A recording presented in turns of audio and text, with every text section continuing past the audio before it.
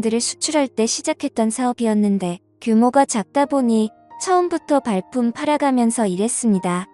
몇 개월씩 중국에 나가 있고 몇 개월씩 일본에 나가 있고 몇 개월씩 동남아에 나가 있었죠.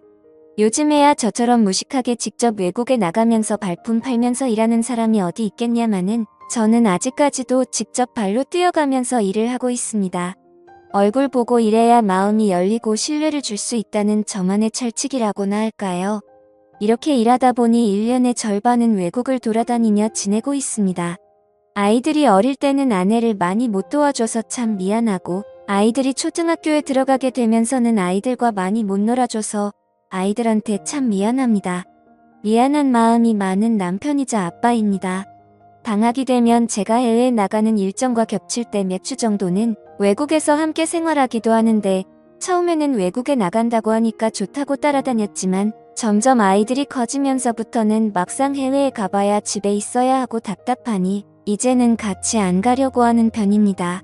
확실히 이게 여행이랑은 다르다는 걸 알게 된 것 같습니다.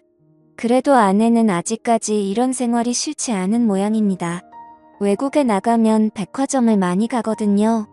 백화점 가면 작은 거라도 꼭 하나씩은 사주기 때문에 좋아하는 것 같아요. 돈 벌어서 이럴 때 써야지 어쩌겠습니까? 이러면서 점수 따고 그러는 거지요. 아내와는 어릴 때부터 알고 지낸 사이였으며 오랫동안 연애하다가 결혼해서 그런지 서로 간의 믿음도 강한 편이고 아주 편안하고 가까운 사이입니다. 어릴 때부터 알았다 보니 제 친구들이나 아내 친구 구분할 필요 없이 서로 잘 알고 지낸 만큼 가깝습니다. 학교도 전부 다 근처였고 제 친구 중에는 아내와 초등학교부터 같이 다닌 놈도 있습니다. 그렇게 어릴 때부터 알고 지내는 사이다 보니까 서로 공감하는 부분도 많은 것 같고 그 둘만 아는 초등학교와 중학교의 학창시절 이야기도 많이 하더라고요. 그러다 보면 저도 모르게 질투를 하고 있고 왜 나보다 내 아내를 더 잘 알고 친한 것 같은지 괜히 기분이 나쁠 때도 있었습니다. 그리고 은근히 저를 견제하듯이 제 아내랑 더 친한 척하는 그 꼬라지가 참 보기 싫더군요. 하지만 다른 남자가 그랬다면 더 질투심이 느껴졌겠지만 저하고도 벌써 30년을 가까이 알고 지낸 만큼 절 친한 사이이기에 크게 신경 쓰지는 않았습니다.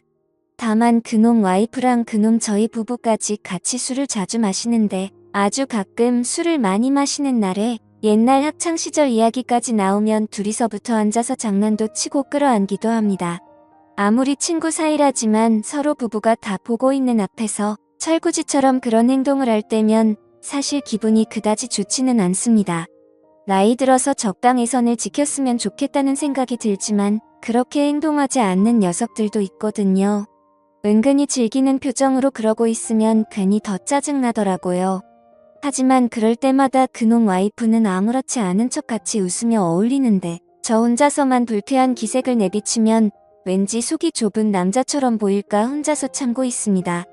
친구만 아니었으면 강하게 말렸겠지만 저보다도 더 가까웠던 친구인데 뭐 어쩌겠나 싶기도 하더라고요.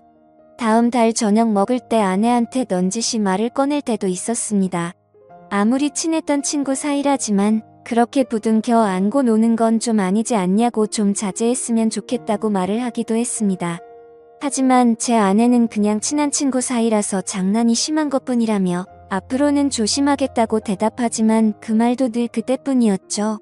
그렇게 사소한 것들이 거슬리기 시작했을 무려 3개월간 외국 출장 업무를 끝내고 한국에 도착했을 때였습니다. 평소처럼 면세점에서 산 위스키를 같이 마시기 위해 친구네 부부를 집으로 초대했고 평소 같았으면 시끌벅적한 분위기에 기분 좋게 모여서 술을 마셨을 텐데 그날따라 분위기가 냉랭하더라고요. 분명히 아무렇지 않게 대화를 나누고 있지만 나만 모르고 있는 기미를 있다는 기분 아십니까? 뭔가 저만 외톨이가 된 것 같은 기분이 들더라고요. 분명히 이 사람들 사이에 뭔가 안 좋은 일이 생긴 것 같긴 한데 직접적으로 말을 꺼내기 참 애매한 그런 상황이었습니다. 외국에 오래 나가 있다가 한국에 오면 아무래도 그동안 이런저런 일들이 있기도 하니까 이런 기분을 느낀 적은 많았죠. 아무튼 그날따라 아내도 반응이 영 별로였고 뭔가 알 수 없는 찝찝한 기분이 들긴 했지만 또 혼자만의 오버라고 생각하고 넘겼습니다. 하지만 그 애매한 분위기는 술자리가 끝날 때까지 이어졌고 얼마 마시지도 않았는데 몸이 안 좋다며 그놈 부부는 집으로 가버리더라고요. 아내에게 무슨 일이 있었냐고 물었지만 아내는 별일 없다면서 다들 피곤해서 그런 거 아니겠냐고 말을 하더라고요. 그날 이후 한동안 찝찝한 기분은 계속되었지만 그 후 평소와 다름없이 저와 아이들에게 잘하는 아내와 바쁘게 회사 일을 하다 보니 잊혀졌습니다. 외국에 출장을 나가면 그나마 일이 좀 여유로운 편이지만 한국에만 들어오면 일이 참 많습니다. 밀린 서류 업무도 많이 해야 하고 세금 신고나 처리해야 할 행정 업무도 많죠. 그날도 평소보다 늦게 야근을 하고 퇴근하는 길이었는데 집 앞 주차장에서 아내와 그 친구가 말다툼하고 있는 걸 봤습니다. 순간적으로 얼마 전에 냉랭했던 술자리가 생각났고 제가 모르는 비밀이 무엇인지 궁금하더라고요. 저는 뭔가 불길한 예감도 들고 도대체 무슨 일이 있었던 것인지 너무 궁금해서 조용히 차 뒤로 숨어서 무슨 이야기를 하나 들어봤습니다. 근데 이야기가 뭔가 이상하더라고요. 그 친구 녀석이 제 아내에게 왜 요즘 피하냐고 하면서 싸우고 있는 것이었습니다. 이야기의 맥락을 들어보니까 제가 외국에 나가 있을 때마다 아내와 그 친구 녀석이 부부처럼 지낸 것 같은데 제가 한국에 들어올 때는 자신을 안 만나주니까 그 남자가 제 아내한테 큰 소리를 치고 있었던 것이죠. 저는 너무 화가 났지만 좀 더 침착하게 이 상황을 녹음하고 곧 제 아내에게 다가갔습니다. 너무 화가 나서 그 놈을 바로 땅바닥에 넘어뜨리고 마구 욕을 했습니다. 아내와 그 놈은 엄청 당황한 모습을 보였고 제가 녹음까지 다 했으니까 숨기지 말고 똑바로 다 얘기하라고 소리쳤습니다. 처음에는 무슨 소리를 하는 거냐고 시치미를 뗐지만 제 폰에 녹음되어 있는 이야기 소리를 듣고 나서야 아내가 말을 하기 시작했습니다. 몇 년 전에 제가 해외에서 근무하는 기간에 그 놈이랑 제 아내랑 중학교 동창회를 같이 다녀온 적이 있다고 하면서 제가 다녀오라고 허락해줬던 그때 동창회 모임이 생각나더라고요. 제 입장에서는 당연히 별다른 문제가 없을 것 같아서 다녀와도 된다고 허락해준 것이었는데 그때 그 동창회에서 둘 다 술을 진탕 마시고 근처 숙박업소로 갔고 그렇게 둘이서 처음으로 실수를 했다고 하더라고요. 술김에 저지른 한 번의 실수라고 생각하고 서로 조용히 그때 그 사건을 덮기로 했는데 그 후로 저 몰래 둘이서 몇 번 만나서 술도 먹고 같은 실수를 반복하게 됐고 그러면서 바람은 아니지만 필요할 때만 만나는 그런 관계로 지내게 되었다고 했습니다. 그래서 최근까지도 한 달에 한두 번씩 만남을 가졌다고 하더라고요. 그런데 제가 한국 오기 얼마 전부터 한때 친구였다고 생각했던 그 정신 나간 놈이 점점 제 아내에게 무리한 것들을 요구하기 시작했고 심지어는 애들이 있는 집까지 찾아와서 아내에게 같이 있자고 했던 것이었습니다. 아내는 그 놈을 달래서 보내거나 그것이 안 되면 같이 나가서 아파트 옥상으로 올라가서 더러운 시간을 보냈다고 하더군요. 이렇게라도 해주지 않으면 친구 녀석이 도저히 집에 갈 생각을 안 했기 때문에 어쩔 수 없었다고 말했습니다. 그런데 점점 더 그놈이 제 아내에게 집착하면서 만나는 횟수가 많아졌고 결국 아내가 그만 만나자면서 헤어지자고 한 상태라고 하였습니다. 지금까지 있었던 모든 일들이 실수라고 생각하고 다시는 이런 실수를 하지 않겠다고 눈물을 흘리며 믿어달라고 말하더군요. 지금까지 이렇게 함께 만나는 그 순간에도 제 아내는 저놈과 함께 시간을 보낸 건 맞지만 바람을 핀 것은 아니라고 말하는 그 말마저도 너무 어이가 없고 짜증나더군요. 저는 지금도 그때를 생각하면 너무 화가 나서 말이 안 나옵니다. 정말 어떻게 사람이 이럴 수 있나 싶습니다.